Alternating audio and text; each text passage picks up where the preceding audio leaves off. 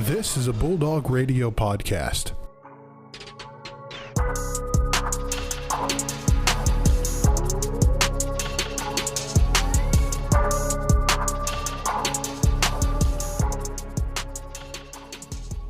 What's up, everybody? Brandon Worth here in the Most Valuable Sports Podcast. Across from me, that's Joe Nagy, and we have a great show for you today here in the lovely month of January. Because guess what, Joe?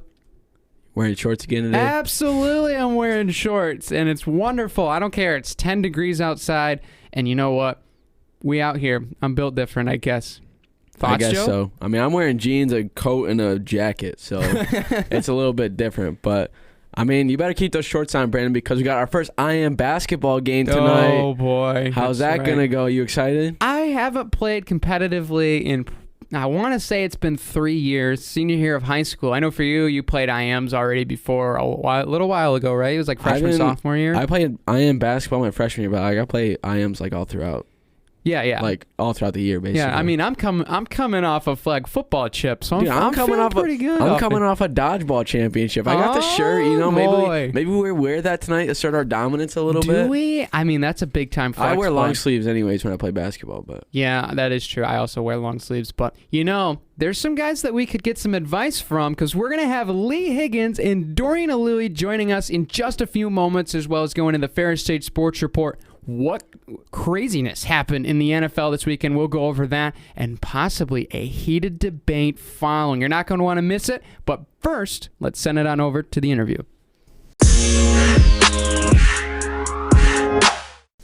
Joining us in the studio now is Lee Higgins and Dorian Aluyi, members of the Ferris State basketball team. Fellas, thank you so much for coming on the show. Appreciate no problem. Yep. So, Dorian, first question for you. You started your collegiate career at Minot State in North Dakota. What was that process like with the transfer portal, but also getting used to a program and then leaving it after a couple of years and then basically restarting that process all over again? It was kind of tough, but I know what I wanted to do here at Ferris, and I wanted to win, so I was willing to do whatever pretty much. I kind of had that conversation with myself before I decided to enter transfer portal. I knew I was going to have to come here and prove myself all over again, like you said. But I told myself it was worth it to come to a winning program like Ferris, and definitely has been worth it. So for sure. Yeah, now Lee, for you as well. I mean, you came in as transfer right from Concordia St. Paul. So what was that process like for you? Like, were you just like, I'm looking for a program to come out and win a ring, and then you just found yourself at Ferris State, or what was that process like? It was actually kind of tough, actually, because I actually have a son back in Minnesota. So really? It was a tough process. But again, I wanted to win. You know what I'm saying? I've never really been around a winning program. So this was kind of the go-to school for that. So I was like, oh, yeah, I'm all on board, especially when I met the staff and the players and stuff. So it was kind of easier after that. But it was definitely a tough process at first. And so this question for both of you guys, the team has had a great start so far, like you said, wanting to be able to be coming to a winning program. 9-0 in the GLIAC. It's a great first half, and now going to the second half now with kind of meeting everybody a second time. What's the approach now in practice with the team, with the managers, with Coach Bronkema to really keep that train going and be able to, you know, make it another 9-0 run? Pretty much to just stay solid, you know what I'm saying? Stay humble about the approach to things, still remain like, all right, we're still beatable, things like that. We don't want to get too big-headed about it, but we're still just approaching every game like it's the first game of the conference. That's really our focus and mindset really with it. We're taking it one game at a time, man. That's all we're focused on. We're focused on the game at hand. So absolutely. Yeah, and I think the one thing that a lot of fans and analysts like me and Joe would point out is you guys shoot the rock really well. What gives you the guys' ability to be able to knock three-point shots down all the time? Like, is it just constant practice, or is it that specific coaching you guys get with Coach Bronkema, Coach Macon, and that staff? I think it's a combination of both. To be able to shoot threes in game, you actually have to there's a shooting measure you have to pass. It's like you got to make 63s in under 5 minutes. So if you do that, then you kind of have the license to shoot any open three. So now it's a lot of pressure taken off of you, and you're just out there shooting the ball like you're shooting in open gym. So I think it's a combination of both. Yeah. For sure, yeah. Well, especially with me, Coach gets on me if I don't shoot the ball, so that's really just installing confidence in me. So they want you to shoot the ball. It's real. Like, the coaching staff do a good job of installing confidence in us and stuff to make shots. And that's the one thing as fans and people who watch the game and stuff like that. When you two aren't really are having kind of a slow day beyond the arc, it's nice to be able to have so many guys and such a depth behind you for guys who can really start to fill it up and get momentum going for you guys. How nice is that to know that if you guys aren't having the best of games or you're getting a little bit slow and the shots aren't falling, to be able to have guys like Ben Davidson, Ethan, McKell, and a lot of those guys who are able to kind of pick up where the slack is left off. It's good because, like, other teams aren't prepared for that. Other teams aren't ready for that. Like, those guys could start anywhere else in the conference. So it's like it's just good to have those to fall off on. Or, all right, we playing bad, but I know the second group or the guys coming in are going to pick it up, So it's something great to have. Yeah, no, those guys really they really help us out a lot. Some games, the first group doesn't bring it in the first 5 minutes, and then they come in and completely change the energy for the game. And I feel like without that, sometimes we could have dropped a game here or there. But those guys really help us, especially in scout and in practice, man. I appreciate those guys a lot, man. They're real good players. That's awesome. Yeah, absolutely. And you guys just coming off of a big win yesterday, in fact, against Northwood. Congratulations now on a little bit of a winning streak. But now going on the road for a couple. You guys got Saginaw and Wayne State on the road. What's the mindset now that you're leaving Wink and now going to opposing gyms this week? Like we said, I think we just focus on it one game at a time. It doesn't matter to us where we play at. Like Bronx will tell you, we'll go play anywhere, anytime, anyone. So, we're just focused on the game at hand. We got Saginaw coming up Thursday, so we'll go there and prepare, and, we'll take care of business there. So. Yeah, every road game in the GLIAC is pretty tough. So we just approach it as like, we got to come out, hit them first and stuff like that. And it doesn't really feel like a away game, to be honest, because we got some nice traveling fans also too. So that's good to have in the back pocket too. Absolutely, for sure. And speaking of Bronx, to the fans, he's a very outspoken guy in the court. He's very loud. He's not afraid to speak his opinion. What's he kind of like in non-basketball settings when be travel day, or you guys are just kind of chilling in the hotel, or you're just just kind of a one-on-one setting? What is he kind of like? He's pretty chill. It depends on like what we're doing. He's a competitor always though, so it doesn't really matter what we're doing. He'll bring out the competitiveness. Yeah, competitiveness. I got competitiveness in him. So it's pretty cool to be around. He's not like that all the time, but he definitely bring it out every now and then. For sure. Yeah. Bronx is a character, man, but he's definitely a cool guy off the court. But on the court, you don't want to mess with him in winning. For sure. That's kind of one thing me and Brandon have been able to talk about is you definitely don't want to get on his bad side when it comes courtside. Yes. Yeah, absolutely. And you guys have other great coaching staff like Ramon, and then you guys also have like Josh as well. Like, how big are those guys as well, being able to assist and be able to bring you guys a lot of the stuff on the floor as well, and being able to interact with those guys? Man, those guys are big, man, because especially in game, like we said, Bronx is focused on the game and what's going on in the court. So when we come off the court or we have questions or frustrated, we can talk to those guys, and they'll tell us what we need to hear or pretty much what we need to hear, and then we'll go back out there and do what we got to do. So having those guys on our bench is special. Yeah, sure. And even like during practice time and stuff like that, they're always open to like working you out or getting extra shots up and stuff like that, and just give you pointers and tips on like, all right, you could do this better next game, or all right, let's work on this so you could like put it in your game and stuff like that. So they pretty much all hands on it, and I like that. For sure. And me and Brandon are pretty good friends with Isaac Culp. He's a manager on the team. What's that relationship with the managers, being able to kind of see them around campus and being able to kind of have that team aspect, although they might not be playing, but see them in practice and seeing them every day? And what's that kind of like, being able to build relationships with those guys? All our managers are part of our basketball family, man. We see them every day at practice, and we'll see them on campus, and they travel with us too. They rotate, but we treat them all like family, man. Isaac is one of my good friends too, and he does his job well, man. He always makes sure we have what we need or what we want even, and sometimes I go out of my way to make sure I tell him thank you, because I know he doesn't have to do this, and I know he's not getting paid for it. So having managers on this team, it's very special, man. For sure, yeah, they definitely. I don't look at them as nothing but like teammates, to be honest. Like we eat with them at the quad or the Rock when we eating out and stuff like that. And we spend time with them and stuff like that. So I don't look at them no different than how I look at DA. So for sure, that's great to see, honestly. Yeah, and you guys mentioned some of the campus life a little bit, like the quad and the Rock and everything. From your guys' previous experiences at other college, what has it been like being on campus here, and like what are the main differences that you saw? Well, at Concordia, it was very small. Like, it was a big city, You know what I'm saying? But it was like a small campus, so it was only one place to eat and stuff like that. So this is definitely different for me, like choosing different spots to eat, like a big like buffet really with it. So I like the experience. Yeah, it was pretty much the same with me at Minot. Like it was just a small community, one cafe spot, and a couple outside restaurants. But here we got multiple options, and it's multiple options off campus as well. So I mean, I like it. I like it a lot. It's definitely different. Yeah. You guys have any like favorite off campus kind of like restaurants that you like to go to at all, or what? I like Shooter's Wings. I don't know if you guys have ever had them. Shooter's Wings. Shooter's got their wings in their kitchen. They're great. Yeah. I like Schuberg's and their burgers and stuff. Great selection. I love Schuberg's. I like Schuberg's. They have some good stuff there. But one question that I really want to ask is, like, in warm-ups and stuff, like, we're able to see some great dunks getting thrown down from you guys. And also, Aiden Shore is really able to, he's got some bounce. I mean, Mikkel's been able to show some stuff as well. Like, when you're on a breakaway and kind of like the highlight reel is in your mind come game time, like, do you kind of like have a dunk in mind that you're really kind of wanting to put down in a game? Like, is there kind of like a dream dunk that would be like you're really hoping somebody captures if you're able to throw it down?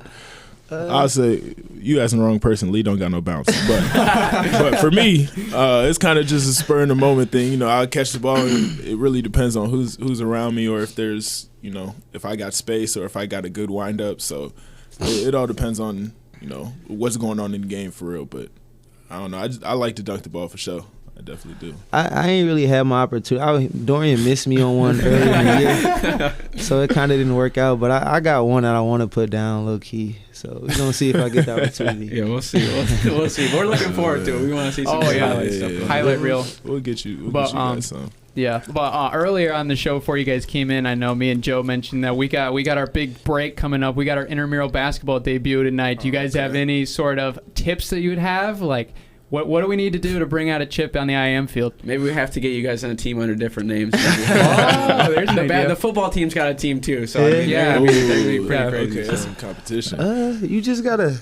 I would say just keep shooting. To be honest, let it go every time you open. All right. Play some defense too. I'll tell everybody that you told me that. Yeah, our teammates are listening to this right now. We have the green light. Okay. So hey, make sure they play defense too. You can't shoot without playing defense. That is true.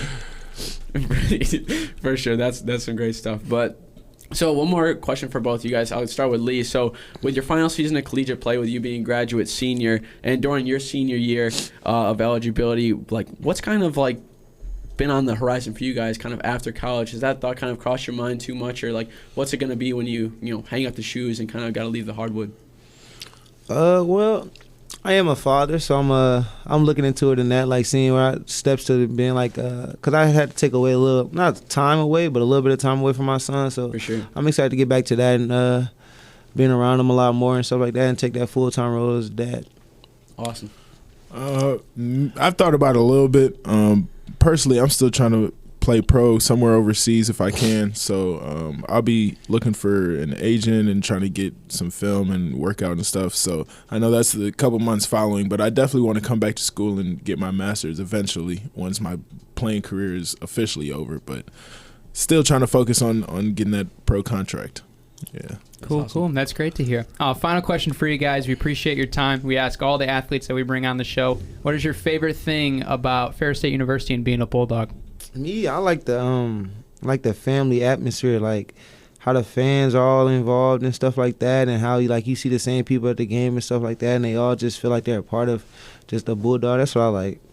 To be honest, I like the winning culture, man. Like I've never been to a school where every sport is like a winner in their sport or in their conference. So like soccer won the GLIAC tournament, football just won the national championship, and now we're having a great season in conference. Like Ferris is just a winning culture. I think that's what I like the most. Yeah, that's a reoccurring factor for a lot of people that we've had on the show, is that they love the family atmosphere and they love the winning too. So that's super cool to see. Sure. Absolutely. But thank you guys so much, Lee, Dorian. We appreciate you having on the show, and thank you guys for giving me your time, and good luck this week. Appreciate it. Thank you.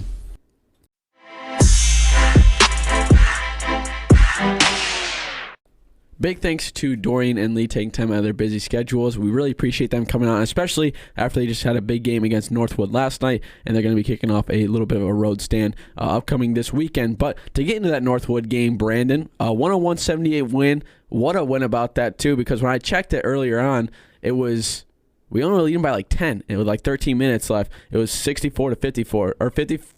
Was it 64-54? So we only held them to like 14 points in the last 10 minutes while we went on to a 40-point run. So that's really great, especially to go into their place against a very good Northwood team with some very good players on that team. Brandon, what were your kind of thoughts on that?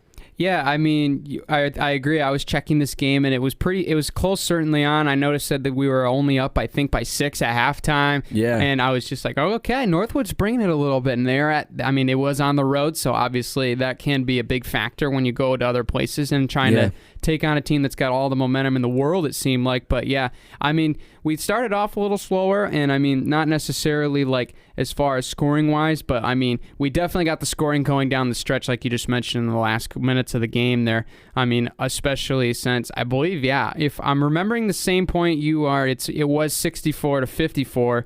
And then I think we went on a pretty big run there because then it got extended to about like, I think it was 80-68, and then it was 86-70, and then it was 95-75. It just kept slowly building up over time. But I mean, Northwood, you gotta respect the way they played because I mean they've been down this year. I mean they've only had 3 wins this season overall, 1 in conference play, and I mean they played us pretty tough early on. And I mean I'm not necessarily saying that. I mean, they're just an extraordinary team at home or anything, but I mean, we started off a little slow. I think that's fair to say, but I mean, we ended up getting up in the end, got the W, making it 2 in a row now as we now go into the little back half of the road stretch we got coming up. But I mean, shot the ball pretty well. I mean, 50% from the floor, 47 from 3. I mean, that's been our MO, shoot the lights out. We were able to get some rebounds in this game, which was good to see. Maybe keep the turnovers down. I know that's been what Bronx has been really preaching, is taking care of the basketball.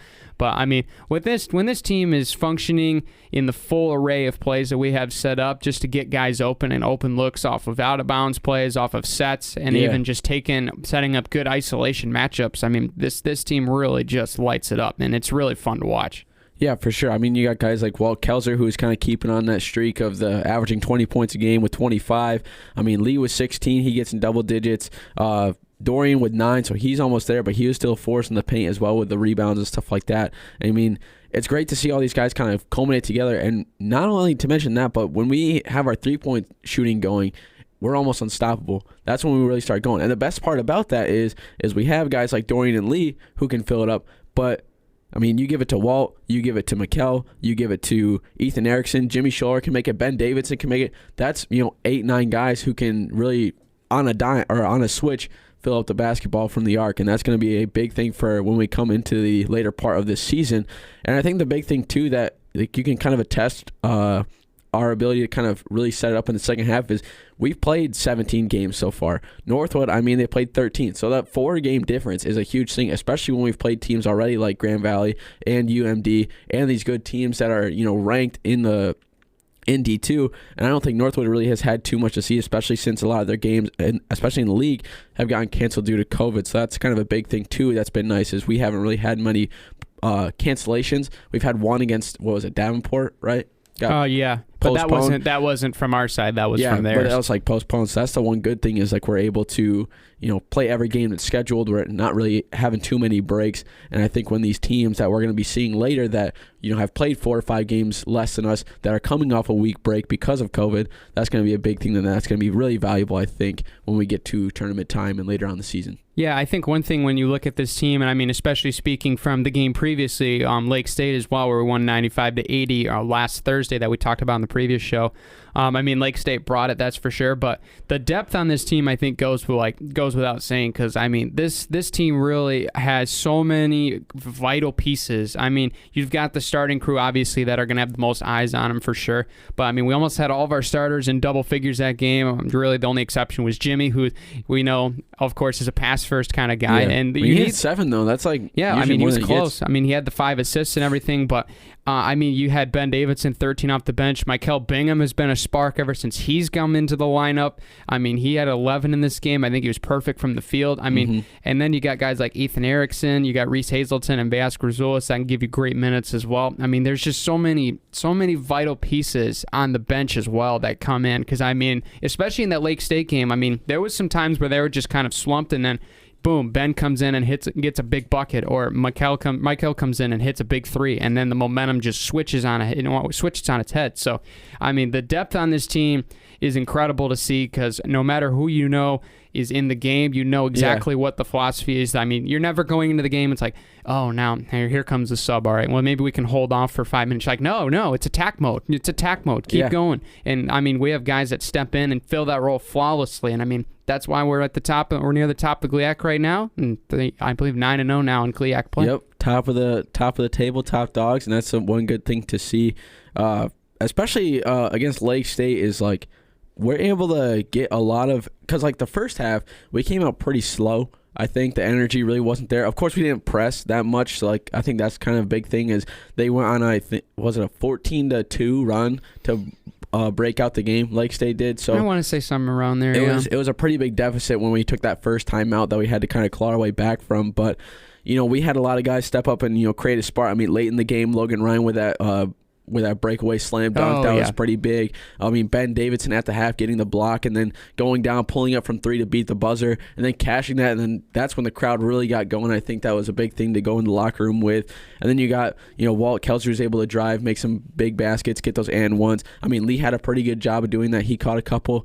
So that's the one good thing to know is as the season goes on, and if we're a little bit slow coming out, a lot of guys are able to provide that spark. I mean, like you said, Mikel was perfect from the field. That's going to be a big thing when you need to make some threes or when you need a transition bucket or something like that. He's able to do that. And when you got guys, too, who can, you know, when they're on the fast break, get those slam dunks and stuff and really get the crowd going, that's going to be a big thing when we host teams. And I think that's going to be a big thing to get the bench going and the away crowd going when we travel to other places. Yeah, I mean, that's, I think, the only flaw that you can really look at our team so far is, I mean, we just start off a little slower. And, I mean, that's just kind of the style of play we've kind of adopted. And, I mean, you know, we mentioned this multiple times. Yeah. It's almost like we're a second half team or whatever. And, I mean, if you want to have a good half, I mean, the second half is probably the better half to do it. But, I mean, obviously, it hurts when you go down early, almost double digits, and then have to claw your way back. Just makes it a little more inconvenient. But, I mean, one team that definitely did not do that, with moving over to the women's side, was the women's squad against Lake State. I mean, we came out with one of our best first quarters that we've had in, I think, 5 or 6 games. I mean, maybe even arguably the best of the year so far. That was a good game. Yeah, I mean, we had 29 first quarter points, and I know writing the recap in the sports section of the Torch, you can check that out as well. Me and Joe write in there. Shameless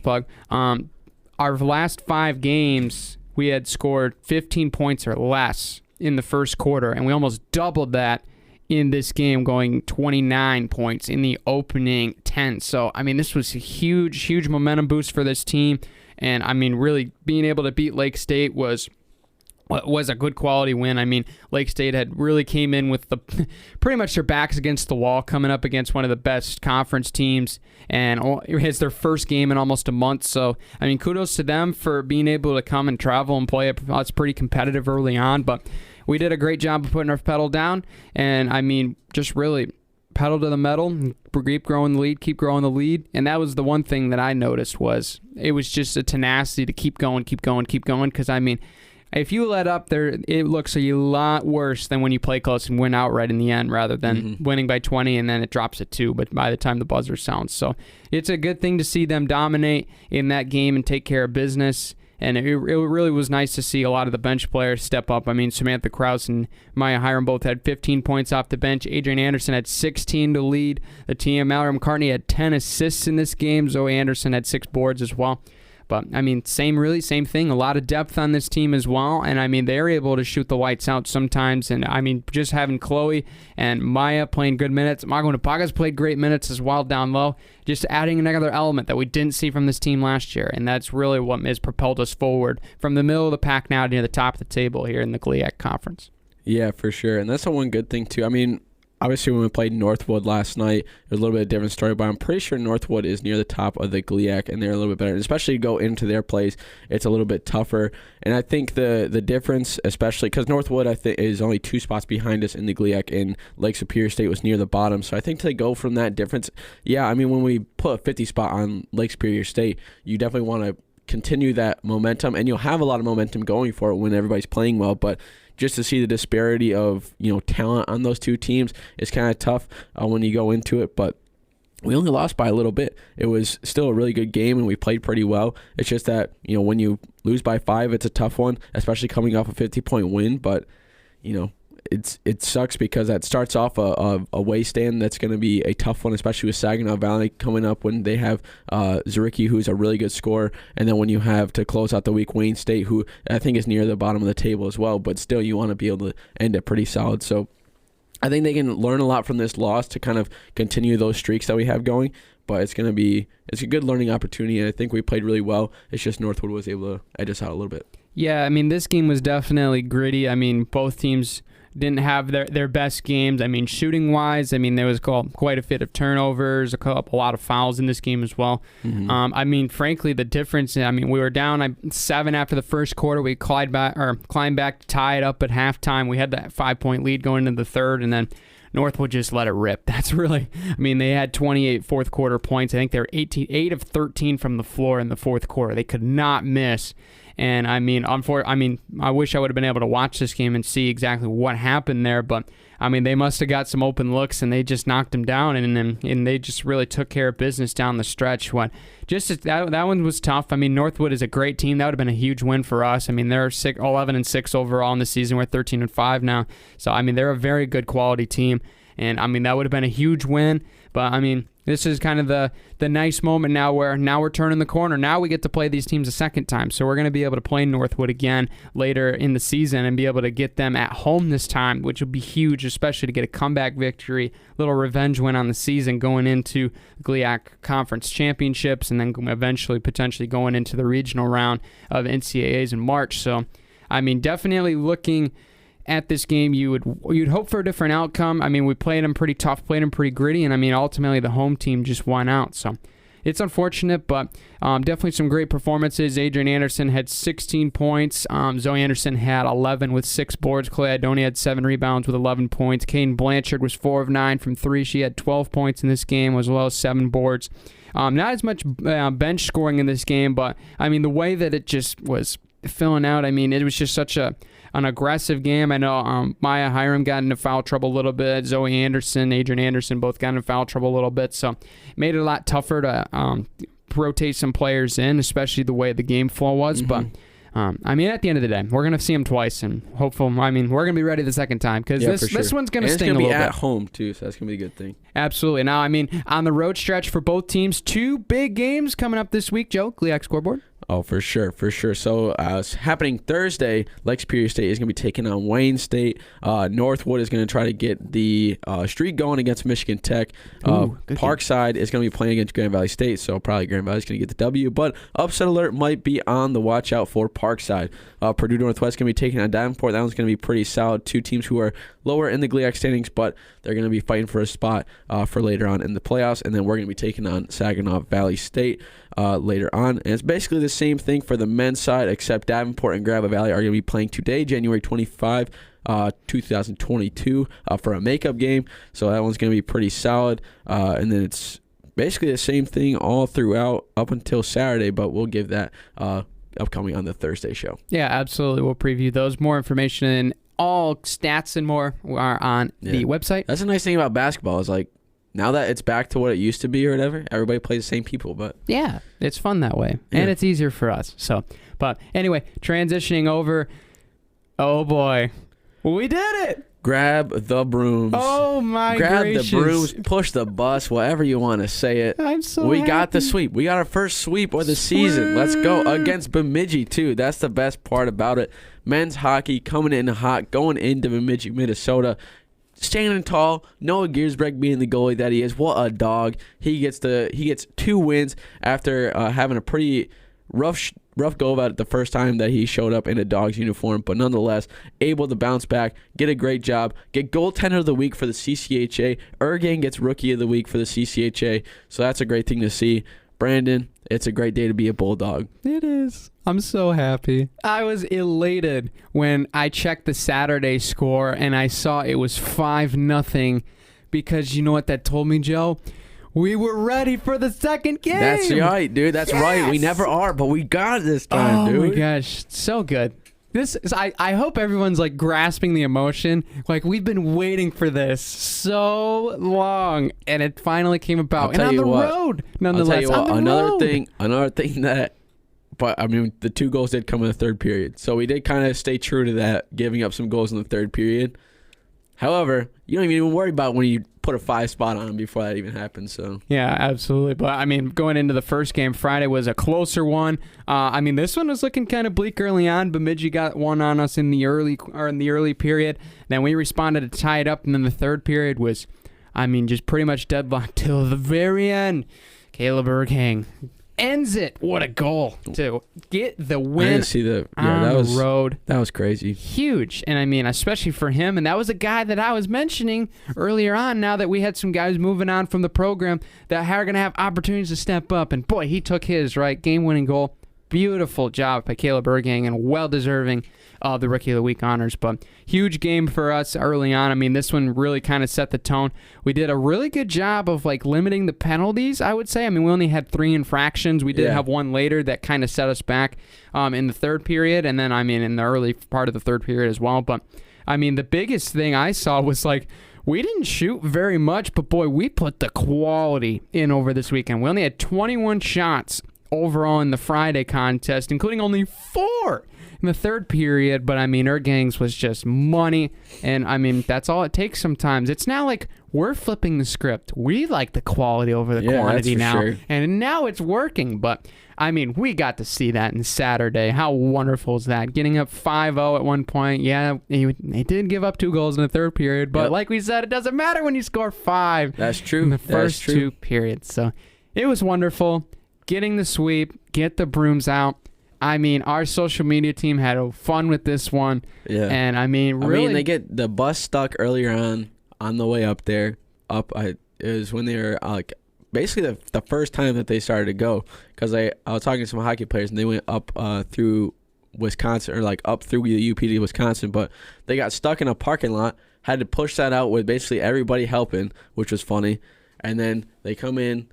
Some adversity going to Bemidji, who's the number 2 team in the CCHA right now. They're in the top 25. I don't know if anymore because, I mean, they lose to us 2 times in a row, but they were in the top 25 before this matchup started, and then able to go in there, get the goals rolling, get the goals scoring a lot, which is something that we desperately needed, was just a big goal scoring game and holding them to a little amount.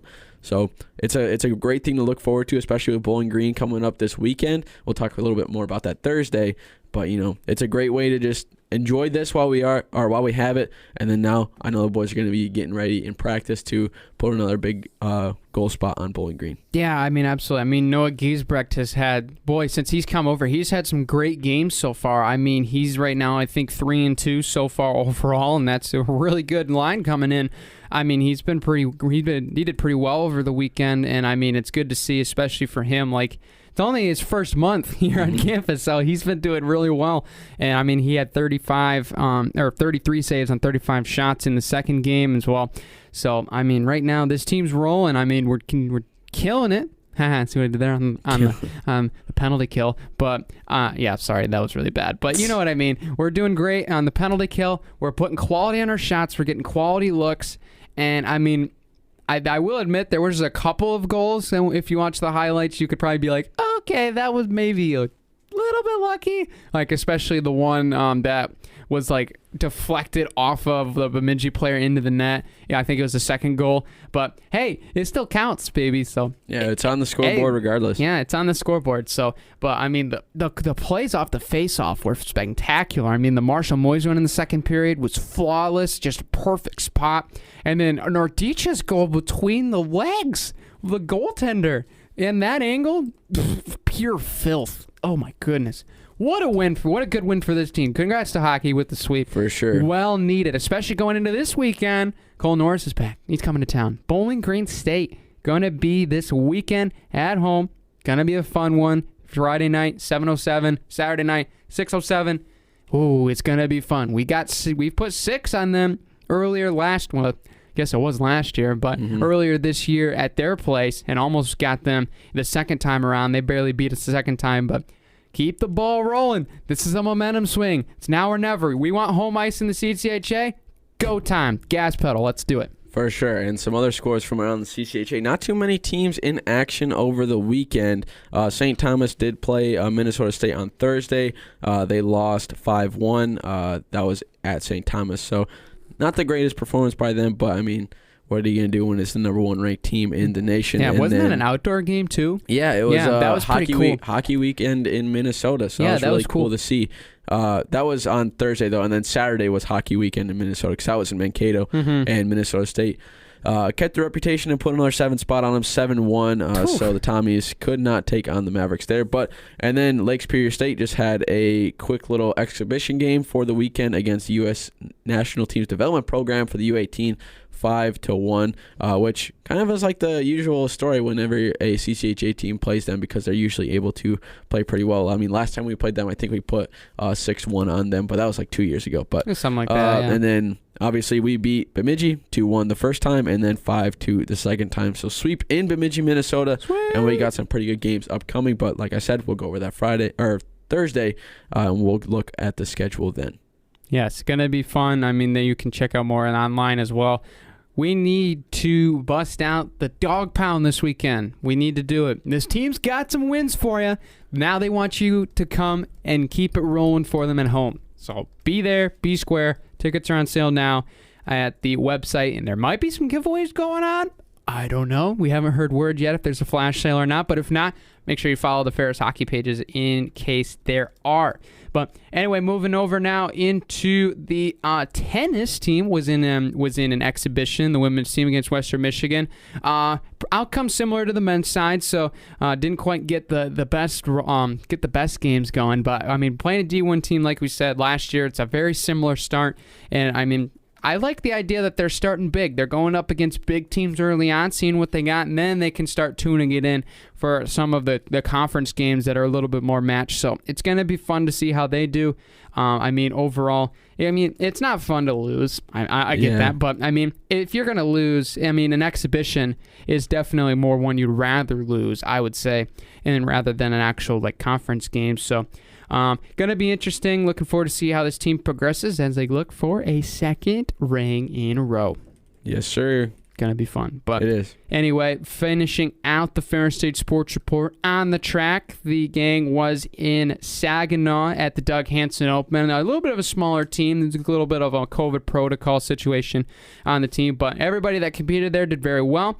Ray Lee won the 60 meters. Congrats, Lay, with a 7.02. He was so close to breaking 7. I was really hoping he would. He also got third place in the 200-meter dash. Dakota Simpson was 11th.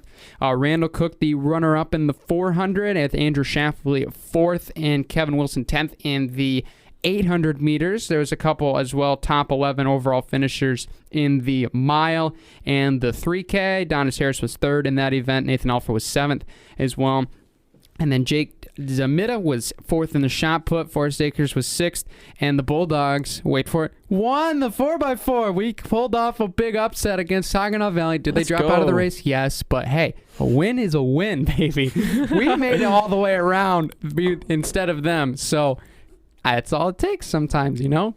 You know, people won't remember if it's on a technicality or what. All they see is a W, baby. All they see is a W. Is a W. So the Dogs will be back on the track. We'll be back in GV in Allendale on behind enemy lines for the Bill Klinger Classic. That will be on Friday, January 28th. So hopefully I'm not sure if I'm racing this meet. Maybe I'll break my own Schefter breaking news on Thursday. That's going to be fun. Yeah, we'll see Should then. I do that? We'll All see right. then. All right. Start the countdown clock. Brandon's announcement is going All to right, happen Thursday. Yeah, put up a social media graphic or something. That Brandon Schefter moment is coming. But anyway, that will be on Friday. So hopefully, if we do, I can get on back from my race and be able to watch us potentially beat Bowling Green State, because that would be a great Friday night, and I'm looking forward to it. But that's the Ferris State Sports Report. When we come back, NFL divisional round. Should they change overtime? Oh, it's going to get heated. Stay tuned.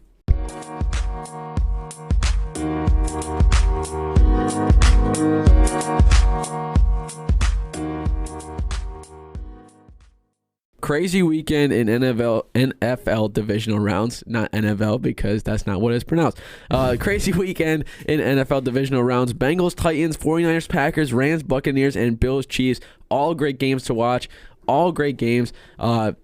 It was honestly crazy. So we'll start off with the Bengals-Titans game. What a game that was. Joe Shiesty, he's ice cold. Evan McPherson, he's ice cold too. They started off the weekend on Saturday with a great game. It was a little bit low scoring, 16-9, so that was a little bit different. I thought it was going to be a little bit higher, but the Titans couldn't really rely on Derrick Henry as much as they wanted to. Ryan Tannehill was a little bit less than ideal. He had a good throw. I think it was like second quarter, third quarter, one of those two. He did have a couple pretty good showings, but the Bengals and Joe Burrow just can't be stopped.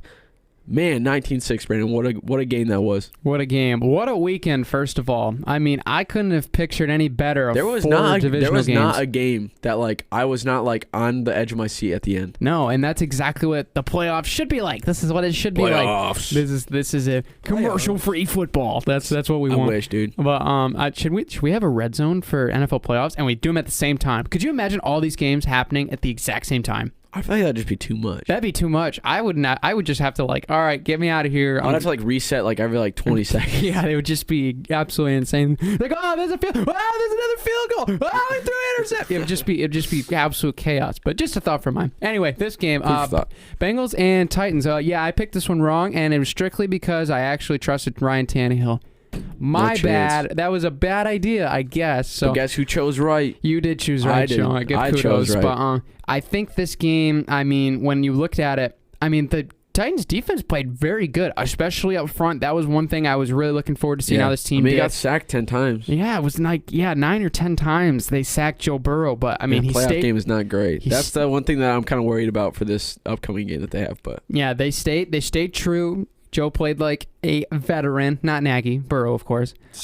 You could be an NFL QB though. No, I could not. But yeah, Ryan Tannehill, 66.7 passer rating. He threw 3 picks, and they were all in bad places too. The first one to start the game, just flip the momentum completely to the opposite side. That's a great way to start a football game. And then they do it in the red zone. They throw an interception in the red zone in their first drive of the third quarter to potentially answer the Bengals.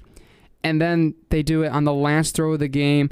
You can't do that. Oh, you can't do that, Ryan. You can't force that throw. Because you got to know that when you're throwing in double coverage, you got to plan that ball's going to get tipped. You just have to at that scenario. And is it that much worth it? Because at that time, then, you're going to have to get your team up quick to get that next snap off. And now you're in a situation of, it's just a quick decision, and then obviously it turned out wrong. But, a great win for the Bengals, and what a story they've been. Coming back from a 5-win season last year without Joe Burrow due to his ACL injury, and the comeback kids with Zach Taylor of all leading the crew. Weren't some people calling for him to be fired? Yeah, those people probably aren't too happy right now. And Zach Taylor's laughing at him, and it's hilarious. Big win for the Bengals. I'm excited for this because now this shows NFL teams that, you know what? It doesn't matter what you did last year. You can do anything the next year. This is good for the NFL. Yeah, for sure. That's the one good thing about it, too. This was just a crazy game to see.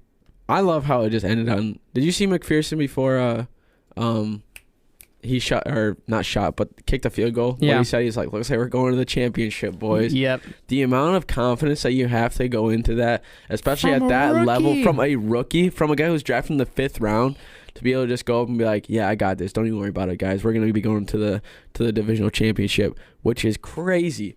And that's the one thing, too, is like when in the interview or whatever, too, when Joe Burrow was like getting interviewed, the confidence he had in McPherson, too, was just really great to see. But I think the amount of chemistry that team has is something that can really put them past for the Chiefs and stuff like that. But it's going to be tough because, like we were talking about, that front seven for them on the offensive line, that's going to be the deciding factor. Because Joe Burrow might be able to scramble out, and he'll be able to find Jamar Chase and get some pretty good throws in there, and then toss it to Mixon when need be. But it's going to be come down to if he gets sacked more than double digits in a championship game for an offensive line, that's not going to be looking too great for them. So we'll see how that goes. Yeah, I mean, definitely looking at like the Bengals secondary, I'll be honest, I overlooked them. I really did. I mean, they played fantastic in this game. That was one of the question marks that I had going in if I was going to pick the Bengals is how was their secondary play, and they obviously played really well. 3 interceptions. I mean, Logan Wilson had 6 tackles and a pick. I mean, he was fantastic in that game. I mean, regardless of what the Titans did, the front seven, I mean, Cincinnati did a great job too. But I mean, overall, I think I would agree with you in the fact that, I mean, Derrick Henry 20 touches in his first game back was not necessarily a recipe for success. I mean, he only had, I think, 3.1 yards per carry. That's a good average running back stat, but Derrick Henry's not an average back. He's arguably the best running back to any NFL. Some even would say he's the best. But, I mean, I think we should have saw a little bit of Deontay Foreman personally in this game. I mean, he only had a couple of runs, but, boy, some of them were just explosive. I wanted to see him get the football more and not try to throw downfield Ryan Tannehill. I'm just going to keep my cool. It's fine. Bengals are moving on to face a team that we will discuss later. Anyway, second game on Saturday, San Francisco 49ers. Moving on. What a game that was, Holy honestly. smokes. Was not expecting that in the slightest. 13-10. Was it this game that I said was going to be a little bit lower scoring? I think you might have. I think I said it was like 28 to I'm not telling you to bet on my picks, but when you bet on my picks, that's all I'm saying. You know how I said that I will last say week? this. I'm pretty sure I got it wrong because I said Green Bay, right? Yeah, you said Green so Bay. There's that. But I said it's going to be Green Bay. low scoring anyways, so that's going to be tough. I don't know if San Francisco is going to be doing too well in the next round or in this game upcoming this weekend because they're just – I don't think Jimmy G is like the best quarterback to have for them right now because he definitely has shown his flaws. I mean, he did have an interception. He only had 130 yards as well and 0 TDs, so it was basically all on the defense was the reason that they won the game there. But regardless, they're going to the championship round after, losing in the Super Bowl a few years ago, not having the greatest season following, but they're able to be back. And I know a lot of 49ers fans are going to be excited for this one. I know we got Wes, who's probably just having a super great time. One of our bosses is looking forward to this. But, Green Bay, they kind of held true. They choked in the playoffs. Aaron Rodgers is probably going to be out of here for this upcoming season. Ooh. Detroit bound, who knows? But what? I'm just kidding. But this was a game I think where it was just like I didn't think Aaron Rodgers played his best. I think he probably did that on purpose because he knew he was going to be out of here anyways. He did have 225 yards, but against a San Francisco team in Green Bay and you don't have a passing touchdown and you are there's a lot of times where he underthrew and overthrew a lot of throws. Of course it was in the snow, but you can make the argument that Aaron Rodgers was playing a little bit less than what he's able to because he's used to this snow and used to playing these conditions, and he did not play his best. And yeah, you can say like guys don't play their best or guys have some off days. It just happened that it was in this divisional round, but I think with everything going on, he just didn't want to be in Green Bay anymore. I think you can kind of attest that to maybe he was trying to put some more icing on the cake and just wanted to get out of there even sooner. Well, he was boycotting the Super Bowl, right? It's pretty easy when you're not there. So, I'm just saying. I was asked the question yesterday from a family member. Who do you think won this game? The San Francisco defense or the or did the San Francisco defense win this game, or did the Green Bay offense lose this game? And I think it was definitely a combination of both.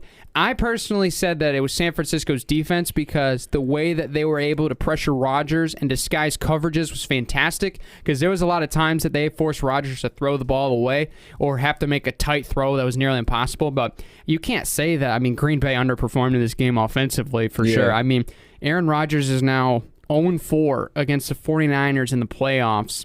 first quarterback to lose 4 starts against one team in NFL history. And the Packers at home, even though, how many years do we say when Green Bay's at home, they're almost guaranteed a victory? They have 7 losses at home in the last 20 years. That's the most in the National Football League. They've lost at Lambeau 7 times in the postseason. Yes. Wow. But it seems like every year, right? Rodgers at Lambeau with that crew. Oh, you can't beat them. Yeah, it's like it's a guaranteed win. That's just what the you always think. It's incredible. But San Francisco's defense played pretty solid, as I was hoping in this game. I definitely was lower scored than I think both of us really expected. But Deebo Samuel really changed the season for this team. And his resiliency in this game, I think he had 10 carries, 39 yards, 3 catches, 44 yards. He was a difference maker, playing through injury, giving his guys the momentum and just that pure motivation to keep playing. He was playing through injury all night, but still they ended up getting it done. Elijah Mitchell was great. Kittle was back to himself. It's been a while since he's had those type of numbers. I think 63 yards receiving, but Aaron Jones did pretty well. Devontae Adams did pretty well, but other than that, Joe, not much else in the receiving end. So yeah, not really. Unless that changes, we could be potentially looking at a Devontae Adams and Aaron Rodgers-less Green Bay Packers. That's going to be rough for them. That might be a less than 500 season. But it's Jordan Love's season, so everything's going to be okay. That's true. They drafted him for a reason. They love the guy, but we'll see how that goes. Yeah. What is it? I heard this ridiculous stat. Like 30, 35 years, the Green Bay has had Hall of Fame caliber quarterbacks in Brett Favre and Aaron Rodgers. How many Super Bowls do they have with them? 3. 2. 2. Wow. That's a tough pill to swallow. They're a regular season powerhouse, I'll tell you that much. That is true. But playoff time? They just can't do anything. Not great. But that was an exciting game. And they now will be facing off against the Tampa Bay oh, no, it's not. The Rams. Matthew Stafford. The Rams. Los Angeles Rams are moving on. Oh, my gracious. What a football game. I will say this. I'm glad my choice is wrong. Because I bet on Tom Brady because Tom Brady in the playoffs at home is like basically like Aaron Rodgers at Lambeau? No. It's like it's better than that. It's better than that. He's unbeatable at home. But the thing is when I saw that, or when I knew that Matt Stafford was going to be resilient, and I knew that he was going to lead the team to a very competitive game, and I was rooting for them the whole time, and I wanted them to win. But just statistically, you don't bet against Tom Brady in the playoffs with the people around him that he has. However, Rams 30-27. Once again, kicker comes in to save it. I was a little bit worried because they were up by a lot in the first half, but then again, Tom Brady 28-3. You can just always say that anytime he's down at halftime. It's 27-3. 27-3, regardless. But it doesn't matter how big of a lead you have against Tom Brady. You always got to play well for it. And the Rams did. They played really well. And it was reminiscent of the 2013 playoffs against the Dallas Cowboys when Matt Stafford's like, clock it. And he was having all those voice cracks and stuff like that. But it's great to see that he's able to go to the championship round. Against the 49ers, I think they'll have a lot better of a time with that because I don't think Jimmy Garoppolo is going to be able to get away from both Aaron Donald and Von Miller and then have Jalen Ramsey lock up their best receivers. So it's going to be a good game for that too. But, Matt Stafford played pretty solid. 2 TDs, 366 yards, 28 for 38, only missing 10 throws. And then Tom Brady, he played pretty solid as well. But I think it's just that interception that was the big thing that took the wind out of their sails. He was only 30 for 54. So when you're throwing 54 times in a game, it's kind of tough. He did have over 300 yards, but, it was all Leonard Fournette. And when he came back, I knew that was going to be a problem for him.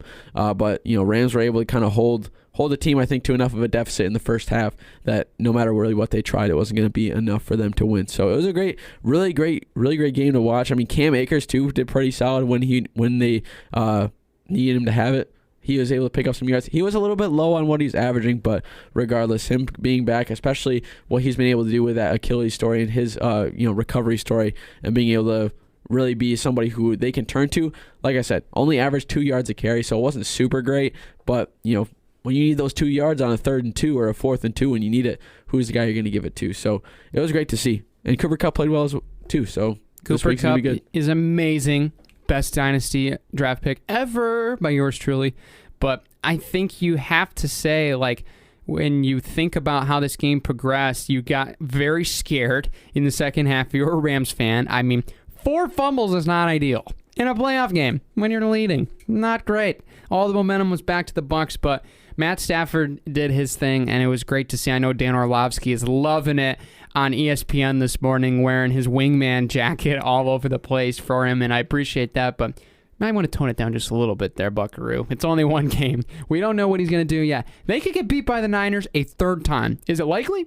No, but you never know at this point because your boy is also 0-4 in his picks this week. But I don't care because it was too good of a football game to watch, and I even care more that it was more fun than how my picks were. But I'm sorry if you bet on my picks. I guess I jinxed that. But the Rams won this game on the defensive side, on the front four. That's how they won this game. Pressures on Tom were huge.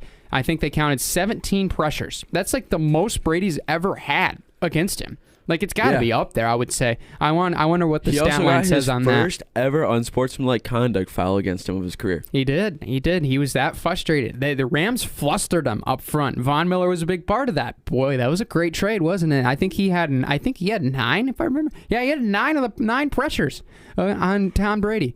That's incredible. I mean, when you got them, you got Aaron Donald and Leonard Floyd, those guys are going after him. And it was just really fun to watch.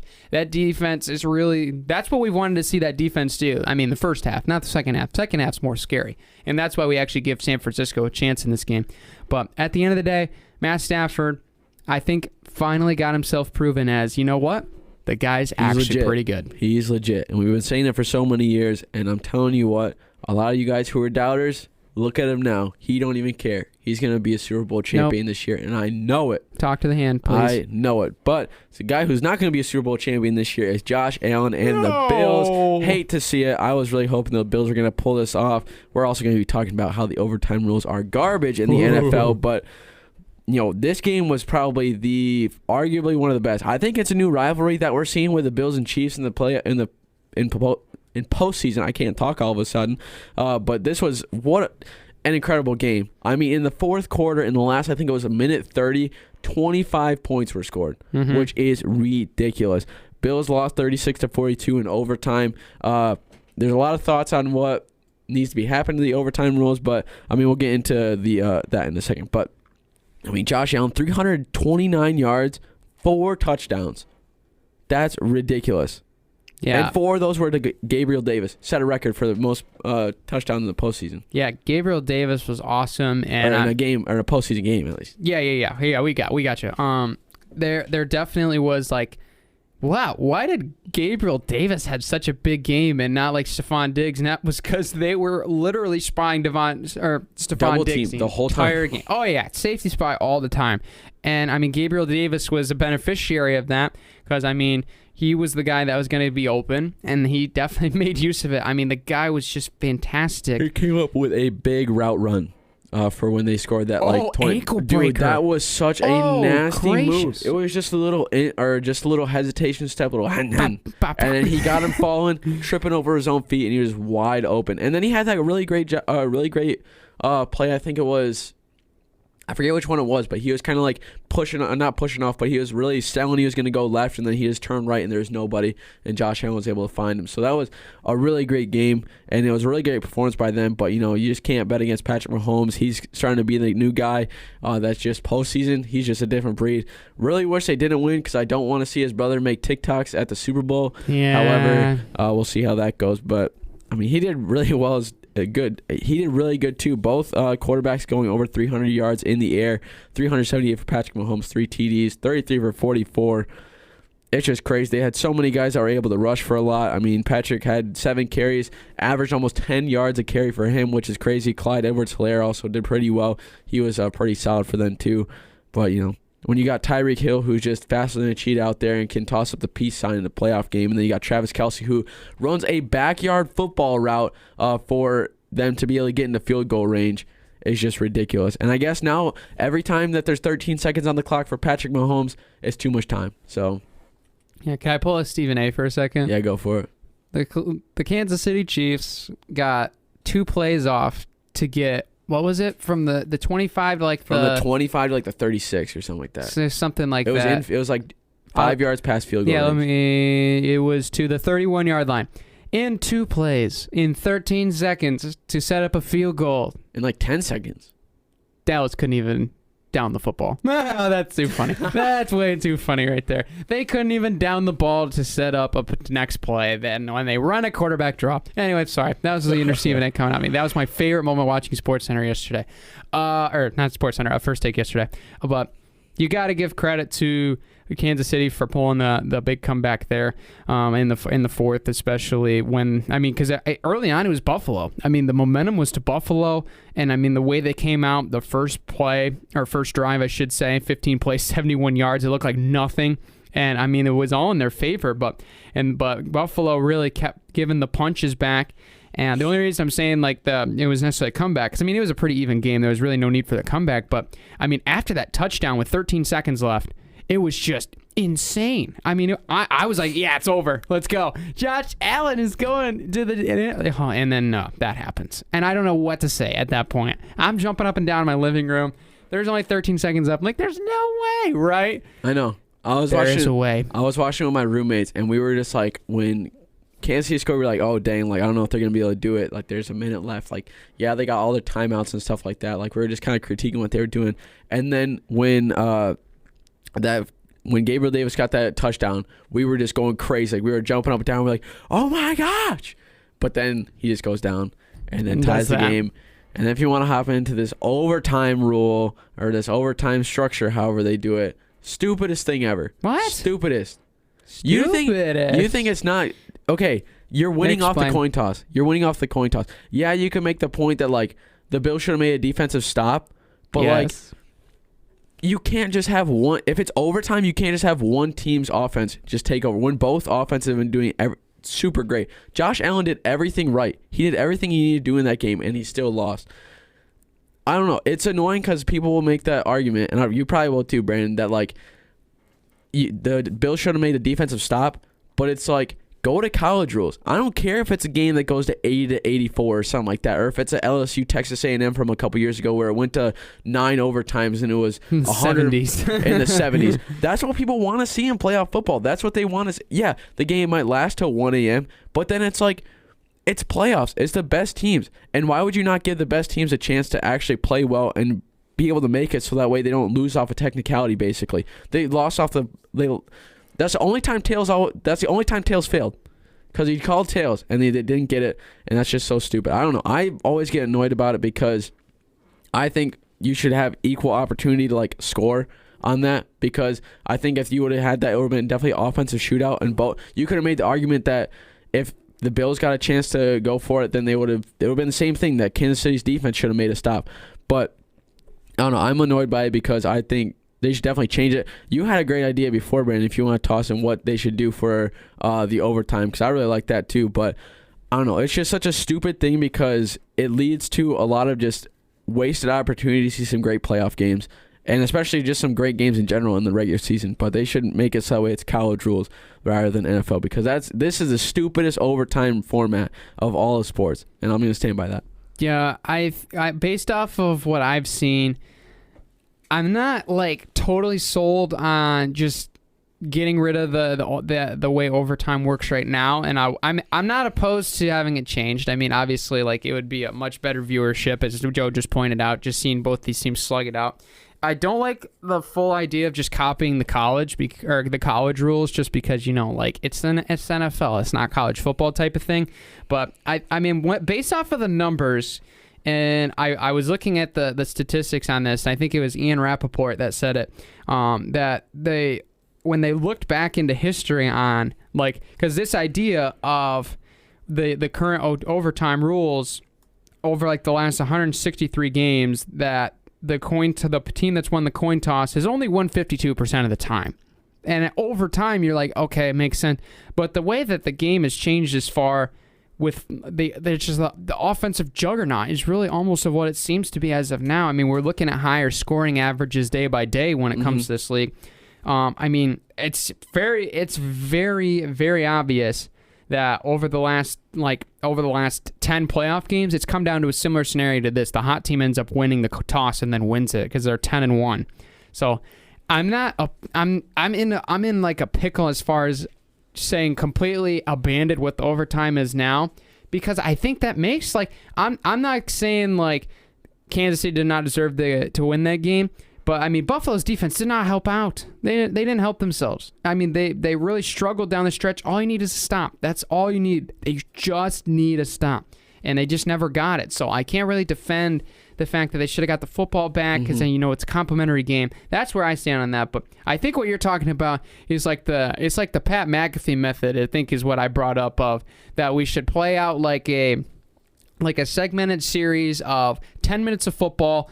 The team that scores the most after 10 points wins. If not, then you go into a sudden death kickoff where you have alternating field goals. Like you'd start from the 35 and both teams will kick and they'll move it back to the 40, to the 45, to the 50, then to like the 53, the 56. And you just keep going back and forth between the kickers. And then whoever makes one without the other one making it would win at the end of that. I think that'd be a cool idea to bring kicking more involved because they already took out the idea, the touchback rule, which is always just blatant. Man, I mean, the college one is worse in my opinion. But, I mean, right now I'm just really on the fence with the overtime because I just don't like giving, I don't like the fact that we're keeping offense so primarily focused when it comes to, the end of games. That team should get the ball again because I think the defense it's just flatly getting faded, and I don't like that idea. So, but at the end of the day, I mean, whatever is best for the league, I'm all for. I know Drew Brees is all for Joe's idea, so I think that not his specifically, but the idea overall that Joe's speaking of. I mean, that would be pretty sweet if he was like, "Yeah, Joe Nagy, can you pitch us the NFL real quick?" But yeah, I'm personally not against changing it right now. I could be told otherwise, but I just don't like bailing the defenses out. I think they need to buckle in and play. Yeah, but that's the thing. Is Kansas City's defense didn't even get a chance to do anything. It would have been the same thing. It would have been the same conversation. Kansas City's defense should have stepped up because I know that would have gone to a crazy amount. Yeah, it might not have. There's a slim chance. But the way that Josh Allen and that offense was playing, and then to be able to see that and to be able to see that shootout, that could have arguably been the greatest playoff football game of all time. But we got it snubbed from us because it's NFL overtime is more defensive testing than rather offense. And I think the big thing is you need to see both teams of both sides of both teams are going to be able to win their games.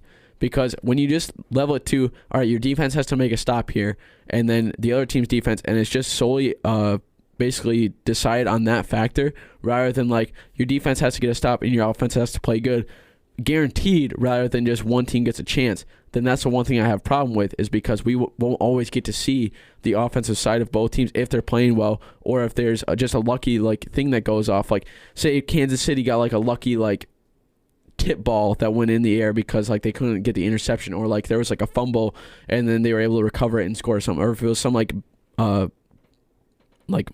BS way to win on that or something like that. So that's the one thing I have a problem with is because in this certain instance they had a great play and they were able to win off a great throw and a great catch for the touchdown, but there's a lot of different ways that you could put it where they could have won on some stupid little one-off play and then Buffalo would have been sent home packing off of that. And that's the one thing I have a problem with. I just want them to change it so that way it's more both teams get a chance at overtime since there's so many times where they're playing good and that we as fans are getting taken out of these great games that we're able to watch because when it comes to playoffs, everybody's going to be watching them. But that's the only problem I have is when it gets to that point. Yeah, I think the ultimate thing I think everybody hates with, and I mean we'll finish off the show with this. I think that the thing that people hate the most is the fact that it's a coin flip. That's what I hate. That's the element everybody hates. It's a chance game. Yeah. So now overall, to me, it's if you're gonna get rid of the coin altogether, then you got to do it at the beginning of the game too, because that's how it's decided who's gonna defer to the second half, and that changes the outcome of a game most of the time. So I think just the idea of the coin flip deciding who gets the football is one of the primary reasons why everybody's angry. Because if it was the away team gets it first and then Buffalo gets it and then they win, and it's what is this? Why does the away team automatically get it first or whatever? We should do a coin flip. And then it's okay. Now it's just really just a tough situation. But everybody's mad about the coin flip, and I can understand that. So, there's some people, I'm sure if we put up a poll, I'm sure more people are apt to have the overtime rules change, and I'm fine with that. I'm just saying we just don't, let's stop pushing the league to where it's more offensively based, because that's one primary basis on what this is made about, is we need to see both offenses first based off of this. So I'm all for the idea of giving both teams the football back, but I am all for the idea of not changing it so we can actually see defenses play it out and see how it goes. But it'll be interesting. But, whew, we got it out of the way. We did. So make sure that you comment below in our Spotify post. You can vote yourself. We'll see the votes, see who wants to change overtime, who does not. Maybe you can give your reason why as well. And we'll see. We'll see who has the bigger fan base. I'm willing to bet it's Joe, but you know what? I'll stand on this hill by myself, and I will gladly be changed if I see some good evidence why it should change. But thank you guys for tuning in. We appreciate your view. Don't forget to follow on Spotify, subscribe on whatever podcast platform you're on, as well as follow us on social media where? Instagram at the MVSP and Twitter at the MVSP. Absolutely. We'll be posting all of our show updates and more, as there's going to be some crazy stuff going on. Also, PSA announcement if you're still here. Red Out is only 3 weeks away at Ferris State University, so make sure that you get your red shirts out for that week. Going to be a lot of cool stuff going on. Absolutely. Cannot wait for that weekend. It's going to be a blast. But as always, take care, everybody.